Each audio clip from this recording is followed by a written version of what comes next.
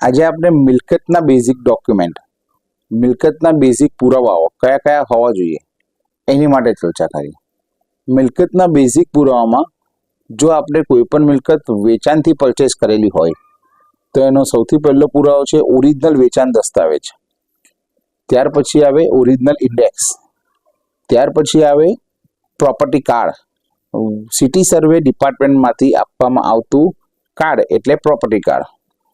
Property card એટલે આપણે જે મિલકત લઈ રહ્યા છે એ મિલકત આજથી 50 વર્ષ પહેલા કોના નામે હતી એ તમામે તમામ માહિતીઓની સિક્વન્સ, માલિકી પુરાવાઓની સિક્વન્સ, એનું નામ છે પ્રોપર્ટી કાર્ડ, જે સિટી સર્વે ડિપાર્ટમેન્ટમાંથી આપવામાં આવે છે.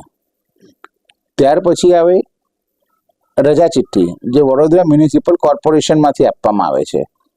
ત્યાર પછી layout plan, occupation certificate, completion certificate.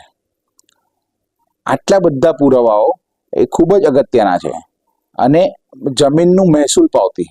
જમીનની મહેસૂલ પાવતી એટલે શું કે આપણી જે જમીન છે એ જમીન પર બિલ્ડિંગ બનાવ્યું તો એનો આપણે વેરો કોને ચૂકવીએ છીએ?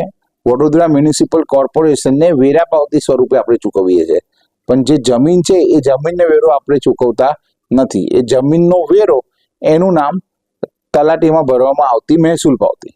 એ મહેસૂલ પાવતી જો આપણી પાસે ના હોય તો મહેસૂલ પાવતી વગર સિટી સર્વેમાં કોઈ પણ પ્રકારની એપ્લિકેશન ઇન્વર્ટ થઈ શકતી નથી. એટલે મહેસૂલ પાવતી એ ખૂબ જ અગત્યનો પુરાવો છે.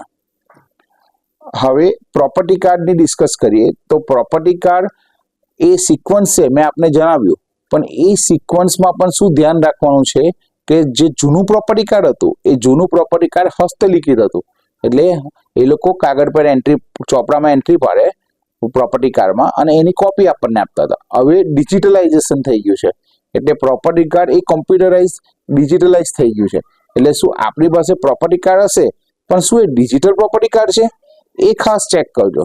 કારણ કે ડિજિટલ પ્રોપર્ટી કાર્ડ બનાવતી વખતે જે ડેટા એન્ટ્રી થઈ એ ડેટા એન્ટ્રીમાં ઘણી બધી જગ્યાએ ટાઈપિંગ એરર, ટાઈપિંગ મિસ્ટેક થયેલી છે કે જે આપને એ ખબર પડે કે ભાઈ આ ડિજિટલ પ્રોપર્ટી કાર્ડમાં જૂના પ્રમાણે જ એન્ટ્રી છે કે એમાં કંઈક ભૂલ થયેલી છે, તો આપ સુધારો કરાવી શકો.